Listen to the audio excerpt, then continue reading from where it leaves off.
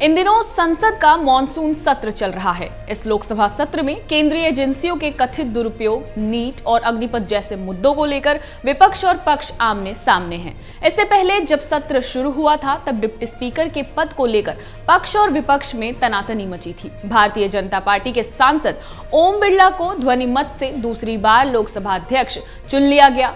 Speaker के चुनाव के बाद सबकी निगाहें डिप्टी स्पीकर के पद पर है। तो आइए इस वीडियो में आपको बताते हैं लोकसभा उपाध्यक्ष के पद के बारे में। आखिर कितना अहम है ये पद, लोकसभा उपाध्यक्ष का चुनाव कैसे होता है, लोकसभा उपाध्यक्ष की भूमिका क्या होती है और इस बार विपक्ष से किसका नाम आगे है।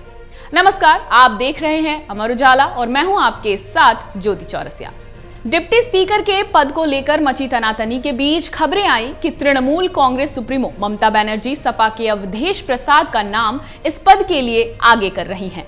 इधर सोमवार को टीएमसी के प्रस्ताव का आम आदमी पार्टी ने भी समर्थन किया है। आपके राज्यसभा सांसद संजय सिंह ने कहा कि अवधेश प्रसाद को डिप्टी स्पीकर बनाना चाहिए और टीएमसी की मांग जायज है। लोकसभा अध्यक्ष के चुनाव के समय से ही विपक्ष लगातार सरकार से मांग कर रहा है कि डिप्टी स्पीकर का पद उसे मिलना चाहिए। विरोधी दलों का तर्क है कि परंपरागत रूप से ये पद विपक्ष के पास ही जाता रहा है। पिछली बार यानी 17वीं लोकसभा में उपाध्यक्ष का पद खाली रहा है।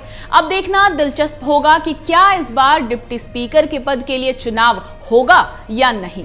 आइए आपको बताते हैं कि लोकसभा उपाध्यक्ष पद क्या होता है। भारतीय संविधान के अनुच्छेद 93 में लोकसभा के उपाध्यक्ष के चुनाव का जिक्र किया गया है। अनुच्छेद 93 के अनुसार लोकसभा को अध्यक्ष और उपाध्यक्ष की भूमिका के लिए 2 सदस्यों को चुनने का अधिकार है जब भी ये पद खाली होते हैं। अनुच्छेद 95(1) में जिक्र है कि यदि अध्यक्ष का पद रिक्त है तो अध्यक्ष के पद के कर्तव्यों का निर्वहन उपाध्यक्ष द्वारा किया जाएगा। अब आपको बताते हैं कि लोकसभा उपाध्यक्ष का चुनाव कैसे होता है। संविधान का अनुच्छेद 93 कहता है कि लोकसभा जितनी जल्दी हो सके अध्यक्ष और उपाध्यक्ष के रूप में 2 सदस्यों का चयन करेगा जब भी कार्यालय खाली हो। हालांकि संविधान किसी विशेष समय सीमा का प्रावधान नहीं करता है। एक जवाबदेह लोकतांत्रिक संसद चलाने के लिए सत्तारूढ़ दल के अलावा किसी अन्य पार्टी से लोकसभा के उपाध्यक्ष का चुनाव करना संसदीय परंपरा रही है। आम चुनावों के बाद लोकसभा की पहली बैठक में लोकसभा के सदस्यों में से 5 वर्ष की अवधि के लिए उपाध्यक्ष का चुनाव किया जाता है। वो तब तक पद पर बने रहते हैं जब तक कि वे लोकसभा के सदस्य नहीं रहते या इस्तीफा नहीं दे देते। तो अब ये भी जान लीजिए कि लोकसभा उपाध्यक्ष की भूमिका क्या होती है। लोकसभा उपाध्यक्ष संसद के निचले सदन लोकसभा के दूसरे सबसे बड़े रैंकिंग अधिकारी होते हैं। पद और वरीयता के संबंध में 10वें स्थान पर राज्यसभा के उपसभापति, राज्यों के उप मुख्यमंत्री, योजना आयोग अब नीति आयोग के सदस्य, रक्षा मामलों के लिए केंद्रीय रक्षा राज्य मंत्री और रक्षा मंत्रालय में कोई अन्य मंत्री के साथ लोकसभा उपाध्यक्ष का पद आता है।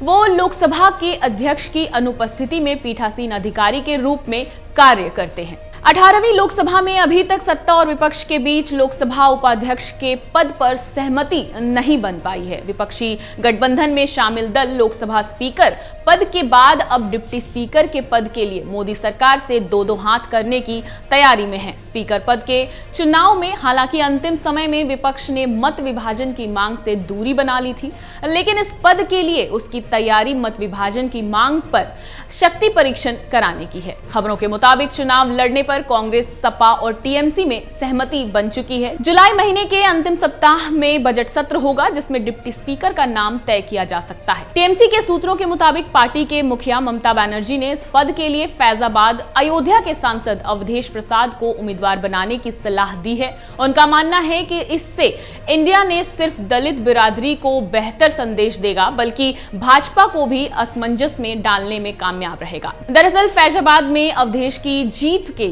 पूरे देश में चर्चा हुई थी। वहीं इस बीच रक्षा मंत्री राजनाथ सिंह ने सोमवार को उन बातों को नकारा है कि उन्होंने ममता बनर्जी से इस मामले पर फोन पर बातचीत की है। उन्होंने कहा कि डिप्टी स्पीकर के पद को लेकर किसी भी दल या नेता से उनकी कोई भी बातचीत नहीं हुई है। आपको कैसी लगी हमारी ये खबर, हमें कमेंट करके जरूर बताइए। अगर आप ये वीडियो YouTube पर देख रहे हैं तो हमारे चैनल को सब्सक्राइब करें और बेल आइकन को दबाना ना भूलें। अगर आप Facebook पर ये वीडियो देख रहे हैं तो हमारे पेज को लाइक करें।